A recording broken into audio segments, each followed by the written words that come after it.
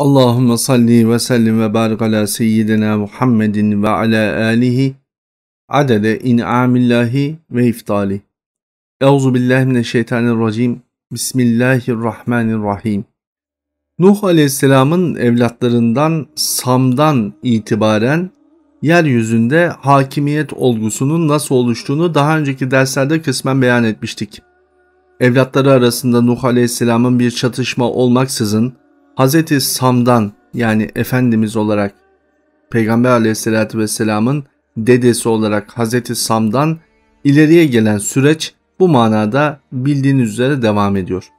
Bu devam ederken yavaş yavaş tarihsel süreci takip etmeye, dünya tarihinin önemli olaylarına da yer vermeye başlayacağız. Bu dünya tarihinin en önemli olaylarının başlangıç süresi ise Nuh tufanından 3000 yıl sonraya kadar sakin bir şekilde devam ediyor.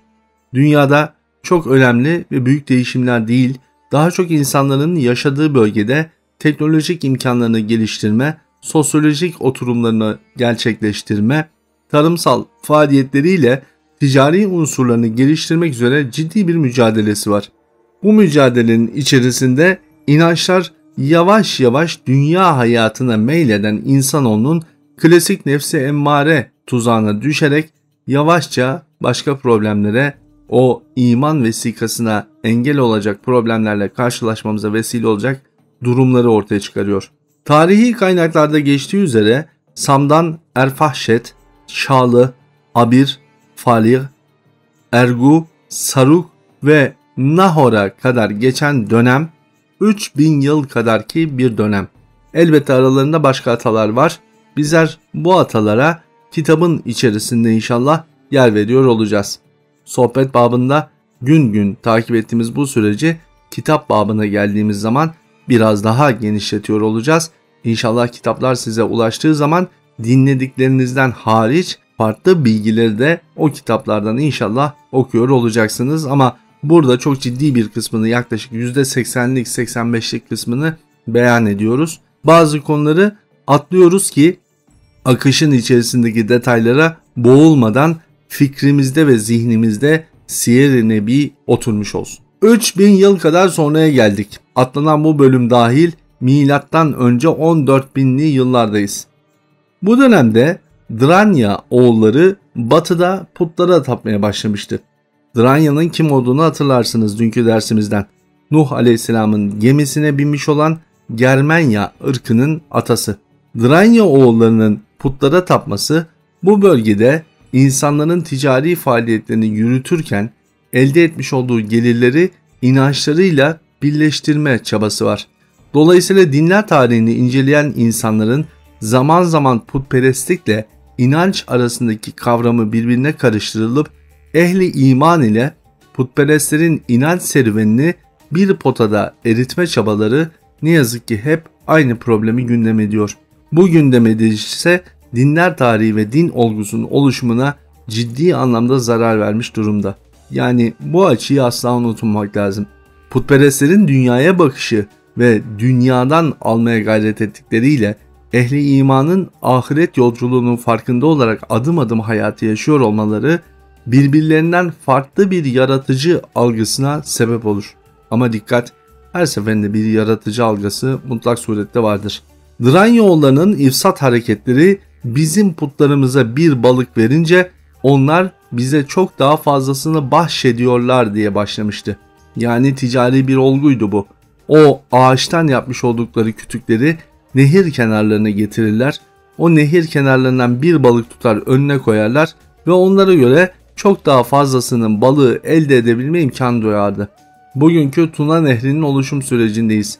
Balıkların oluk oluk aktığı bir dönemde insanların böyle yapıyor olması bir manada bugün kilisenin para toplayıcı özelliğinin orta çağdaki izleri olarak adlandırabiliriz.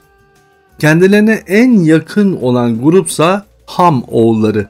Onlar Rum olmakla beraber Diyar-ı Rum'un özelliklerini gösteriyorlar ama ehli imanlar. Ancak buna nazaran içindeki zayıf inanç sahipleri bu Dranya oğullarının Germanya köken oluşumundaki putperest anlayışından etkilenmeye başlıyorlar. Bu etkileşim Samoğulları için ciddi anlamda bir tehlike olarak algılanıyor ve gerçekten de öyle. Sonuçta dünya hayatında tevhid inancı üzerine yaşamak, yaşatabilmek, söylemek, hayata geçirmenin önemine atfedilmiş bir hayat süren Samoğulları ilmi bir çatışma yaşıyorlar Hamoğullarıyla. Ama işin arka planındaki Germanya'nın kökenlerine ulaşmaları o kadar kolay olmuyor.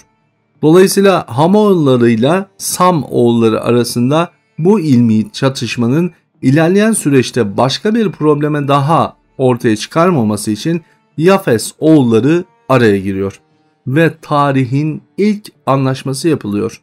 3 ayrı büyük grup arasında yapılan ilk anlaşma. Bu anlaşma ise Kıbrıs'ta yapılıyor. Evet, bugün bildiğiniz Kıbrıs adası o günlerde evet Akdeniz biraz daha az suya sahip. Karadan Kıbrıs'a gitmek çok da zor değil. Birkaç tekne, kısa bir tekne turunun ardından Kıbrıs'a ulaşmak kolay.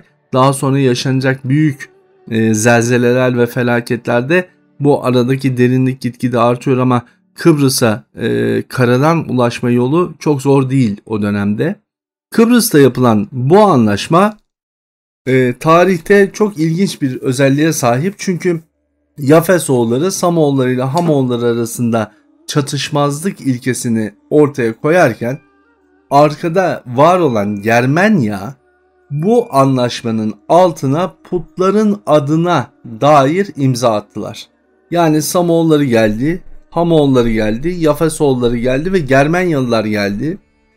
Herkes kendi imzasını atacak, her devletin başındaki isim ve attıkları imzalarında bir sıfatları var. İşte şu anda ne var? Türkiye Cumhuriyeti Cumhurbaşkanı var, bakanları var, işte Amerikan Başkanı var vesaire. Herkes kendi ülkesinin namına adını yazdığı ve sıfatını yazdığı bir anlaşma silsilesi o dönemden beri halihazırda geçerli. O zaman da Samoğulları Allah'ın adına, Yafesoğulları Allah'ın adına, Allah'ın ve Nuh'un adına diye atıyorlar. Nuh peygamberin adına. Hamoğulları diye atıyorlar. Diğer peygamberler de yaşıyor ama Nuh Aleyhisselam'ın büyüklüğü hala şeriata hala geçerli. Birkaç kural değişmiş. Şimdi birkaç bölüm sonra o peygamberlerden Nuh Aleyhisselam'la Hud Aleyhisselam arasında gelen 3 büyük peygamberden bahsedeceğiz. Bu Kıbrıs'taki anlaşmanın olduğu dönemde ise mevcutta var olan peygamber Had Aleyhisselam o var ama bunlar devletler üstü bir anlaşma yapmışlar. Had Aleyhisselam hakikati söylemek için Sam oğullarını ön planda tutmaya gayret ediyor. Şimdi onlardan bir tanesi geliyor, Germanya grubu, 4. büyük grup, aslında 5.'si de var ama bu 5 büyük devlet arasında yapılan anlaşma, devlet diyebileceğimiz daha bir manaya gelmedik ama 5 büyük grup, 5 büyük kavim diyelim. 5. kavim ise Dumlar, Kızılderililer henüz bölgeye geçmemiş. Orta Asya bölgesinde var olan Türklerin bir kolu da önemli bir güç haline gelmiş. Çinlilerin de atası olan bir özellik. Tam böyle ırk isimleri vermek doğru değil o dönemde ama 5. büyük kavim de orada. Kıbrıs adasında bu anlaşma yapılırken içlerinden Germenya putların adına imza atıyor. Putların adına imza atınca Had Aleyhisselam bu anlaşmanın asla tutmayacağını, yenilenmesi gerektiğini ve yeniden imza atılması gerektiğini beyan ettiğinde Germanya bizim yazmış olduğumuz şey mi bu anlaşmayı bozacak yoksa sizin tutum ve davranışlarınız mı bozacak? Bunu tarih bizlere gösterecektir demişler. 2 yıl geçmeden savaşın çıkmasına sebep olmuşlardır. Tarih boyunca işte bu yüzden Kıbrıs'ı kim elinde tutmak istese çok uzun yıllar boyunca tutmaya gayret etse de zorlanır. Bunun üzerine yapılan bütün anlaşmalar her seferinde bozulur.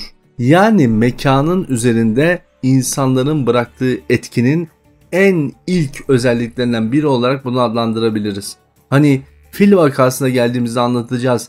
Resul-i Kibriya aleyhissalatü vesselam ebabil kuşları tarafından taşlanan o kavmin özelliklerine dair o bölgeden hızlıca geçilmesini söylüyordu ya. Yani toprakların üzerinde negatif unsurlar bazen büyük olunca onun etkisi de uzun zaman boyunca kendi etkisini gösterip orada insanların bir arada durmasına engel olabiliyor. Kıbrıs'ta da hep böyle oldu. Birden fazla grup hiç tam olarak anlaşamadan hayat sürdürmeye çalıştılar. Bu savaş içerisinde Sam oğlu Naharşin atası şehit düştü. kendisine kurulan pusu karşısında. Yani Ebu Kubeys'e sancak diken ilk kişi Sam oğlu Nahar bu savaş içerisinde sonradan Nahor'un 3. kuşak torunu olarak karşımıza çıkacak.